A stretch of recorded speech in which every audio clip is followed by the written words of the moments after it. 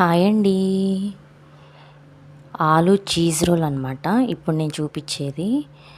Morning పెట్టిన paneer bread role ఉంది కదా, దానికి దీనికి డిఫరెన్స్ ఏంటి అంటే ఈ రెండిటితో చూసుకుంటే ఏది టేస్ట్ బాగుంది అంటే నేను పన్నీర్ బ్రెడ్ రోల్ అనే చెప్తాను.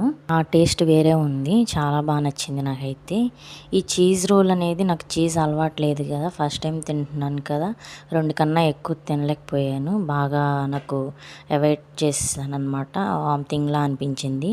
అందుకని ఇదంతగా నాకైతే నచ్చలేదు. చీజ్ అలవాటు ఉన్న వాళ్ళకైతే ఇది కంపల్సరీగా నచ్చుతుంది. దీని ప్రాసెస్ ఏంటి చూపిస్తాను.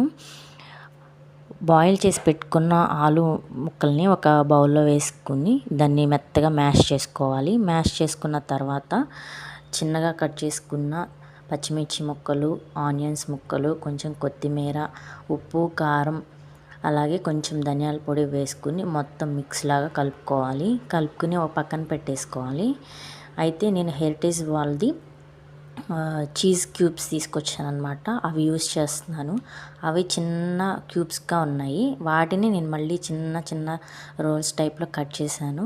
వాటన్నిటిని మనం మిక్స్ చేసి పెట్టుకున్న ఆలుని చపాతీలాగా ఒత్తుకొని దాంట్లో ఈ చిన్న స్లైసెస్ పెట్టేసి రోల్ లాగా చుట్టేసుకోవాలి. మొత్తము 2 సైడ్స్ కూడా ఎడ్జెస్ అది ఓపెన్గా కనపడకుండా చక్కగా రౌండ్గా నేను వీడియోలో చూపిస్తున్నాను కదా ఎట్లా క్లోజ్ చేస్తున్నానో అలా ఆ చీజ్ అనేది అసలు బయటకు అనేది కనిపించకూడదు, అట్లా ప్రిపేర్ చేసుకోవాలి. అలా చేసుకున్న రోల్స్ అన్నిటినీ మనం ప్రిపేర్ చేసి పెట్టుకున్న బ్రెడ్ క్రమ్స్లో వేసి మొత్తం రౌండ్ అప్లై అయిపోయేలాగా ఆ బ్రెడ్ అంతా కూడా ఈ రౌండ్కి అప్లై అయ్యేలాగా మనం మొత్తం తిప్పుకోవాలన్నమాట, అట్లా రౌండ్గా. వీటిని ఒక కడాయి పెట్టుకొని ఆయిల్ వేసుకొని సరిపడినంత దాంట్లో డ్రీ ఫ్రై చేసి తీసేసుకోవడమే, అంతే సింపుల్. ఇలా డ్రీ ఫ్రై చేసిన తర్వాత వాటిని ఒక ప్లేట్లోకి తీసుకొని మనం సర్వ్ చేసుకొని తినడమే. కానీ టేస్ట్ అయితే పన్నీర్ బ్రెడ్ రోలే నాకు నచ్చింది, చీజ్ బ్రెడ్ రోల్ కన్నా కూడా.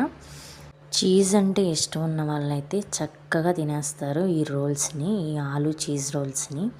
నాకు చీజ్ అనేది ఎప్పుడు అంతగా తినలేదు, ఒక పిజ్జా మాత్రమే తిన్నాను, దాని మీద కూడా ఎప్పుడో ఒక్కసారి. అంత ఇష్టంగా అయితే ఈ చీజ్ అనేది నేను తినను.